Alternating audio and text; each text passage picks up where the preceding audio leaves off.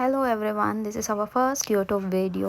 Shorts ಮಾಡಿದ್ವಿ but video something special ಆಗಿರಲಿ ಅಂತ ಥಿಂಕ್ ಮಾಡಿ ಒಂದು 6 ಮಂತ್ಸ್ ಬರ್ಡೇದು ಹಾಕೋಣ ಅಂದ್ಕೊಂಡೆ. ಬಟ್ ತುಂಬ ಶಾರ್ಟ್ ಆಗಿದ್ದರಿಂದ ವಿಡಿಯೋ ಅದೇ ಟೈಮಿಗೆ ಕಣ್ಣೂರ್ಗೆ ಹೋಗಿದ್ದರಿಂದ ಕಣ್ಣೂರು ಟ್ರಿಪ್ ಅದೇ ಹಾಕೋಣ ಅಂತ ಡಿಸೈಡ್ ಮಾಡಿ ಹಾಕ್ತೆ. ಇದೊಂದು ಸ್ವಲ್ಪ ವ್ಲಾಗ್ ಥರನೇ ಆಯಿತು ನಾವು ಎಲ್ಲ ಇರೋದ್ರಿಂದ. ಇದು ಕಣ್ಣೂರು ಪ್ರೈವೇಟ್ ಬೀಚದು ಹತ್ರ ಇರೋ ರೂಮ್ಸ್ ಸ್ಟೇ ವಿಲ್ಲಾ. ನಾವು ಒಂದು ವಿಲ್ಲಾ ಕಂಪ್ಲೀಟ್ ವಿಲ್ಲಾ ತೊಗೊಂಡ್ವಿ, 4 ರೂಮ್ಸ್ ಇತ್ತು.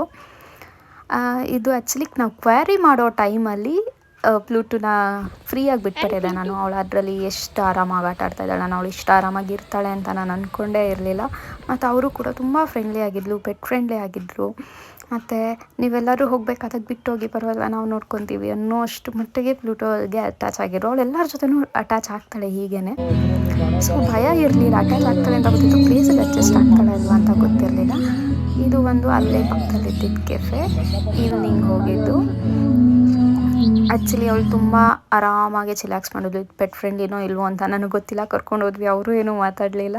ಸನ್ಸೆಟ್ ನೋಡ್ತಾ ಆರಾಮಾಗಿ ಎಂಜಾಯ್ ಮಾಡೋದು. ಆ್ಯಕ್ಚುಲಿ ಅವಳು ಸನ್ಸೆಟ್ ನೋಡಿದ್ಲು, ನಂಗೆ ಅದೇ ಖುಷಿಯಾಗಿದ್ದು.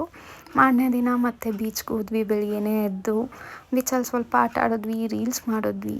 ಇದು ಆ್ಯಕ್ಚುಲಿ ರೀಲ್ಸ್ಗೆ ಅಂತ ನಾನು ತುಂಬ ಸ್ಟ್ರಗಲ್ ಮಾಡಿ ವಿಡಿಯೋ ಮಾಡಿದ್ದು. ಬಟ್ ನನ್ನ ವಾಕಿಂಗ್ ಸ್ಟೈಲ್ ನನಗೆ ಇಷ್ಟ ಆಗದಿರ ಎಲ್ಲೂ ಅಪ್ಲೋಡ್ ಮಾಡಿಲ್ಲ ನಾನು ಇದನ್ನು. ಇಲ್ಲ, ಈ ವಿಡಿಯೋ ಲೆಂತ್ ಕಮ್ಮಿ ಇದ್ದಿದ್ದರಿಂದ ಇದನ್ನು ಅಪ್ಲೋಡ್ ಮಾಡ್ಬೋದು ಅಂತ ಮಾಡಿದೆ. ಮತ್ತು ಪ್ಲೂಟು ಇಷ್ಟೇ ಆ್ಯಕ್ಟಿವಾಗಿ ನಮ್ಮ ಜೊತೆ ನಾರ್ಮಲಾಗೂ ಆಟ ಆಡ್ತೀವಿ. ಅಲ್ಲಿ ನೀರಿದ್ದಿದ್ದ ಜೋಶಿಗೆ, ಹೊರಗಡೆ ಬಂದಿದ್ದ ಜೋಶಿಗೆ ಅವರಪ್ಪ ಜೊತೆ ಆಟ ಆಡ್ತಾ ಇದ್ದಾರೆ. ನೀರಂದರೆ ತುಂಬ ಭಯ ಅವಳಿಗೆ.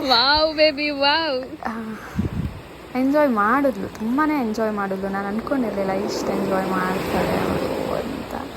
ಆರಾಮಾಗಿದ್ಲು, ನಮಗೂ ಏನೋ ತೊಂದರೆ ಕೊಡಲಿಲ್ಲ. ಅಲ್ಲಿಂದ ಬಂದು ನಾನು ಪ್ಲೂಟು ಒಂದು ಸೆಲ್ಫಿ ತೊಗೊಂಡ್ವಿ.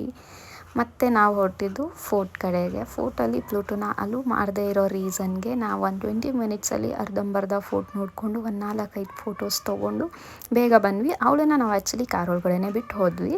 ಕಾರಲ್ಲಿದ್ದು ಅವಳಿಗೆ ಅಭ್ಯಾಸ ಇದೆ, ಅದರಿಂದ ನಾವು ಆರಾಮಾಗೆ ಬಿಟ್ಟು ಹೋದ್ವಿ. ಮತ್ತು ಒಬ್ಬಳೇ ಇರ್ತಾಳೆ, ಹೊಸ ಜಾಗ ಅನ್ನೋ ರೀಸನಿಗೆ ಬೇಗ ವಾಪಸ್ ಬಂದ್ವಿ. ಅಲ್ಲಿಂದ ನಾವು ಮ್ಯಾಂಗ್ರೂವ್ ಫಾರೆಸ್ಟ್ ಅಂತ ಮ್ಯಾಂಗ್ರೂವ್ ಇದಕ್ಕೆ ಹೋಗಿದ್ದು.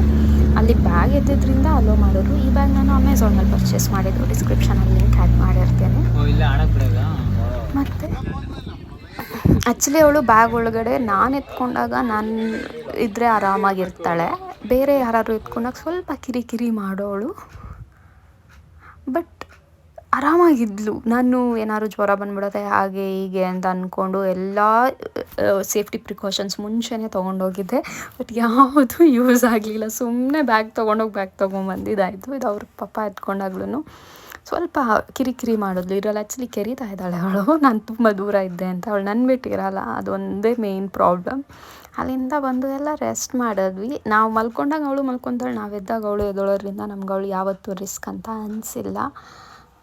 ಮತ್ತು ಇಲ್ಲಿಗೆ ಕಣ್ಣೂರು ಟ್ರಿಪ್ ವೆಕೇಷನ್ ಮುಗೀತು. Thank you for watching.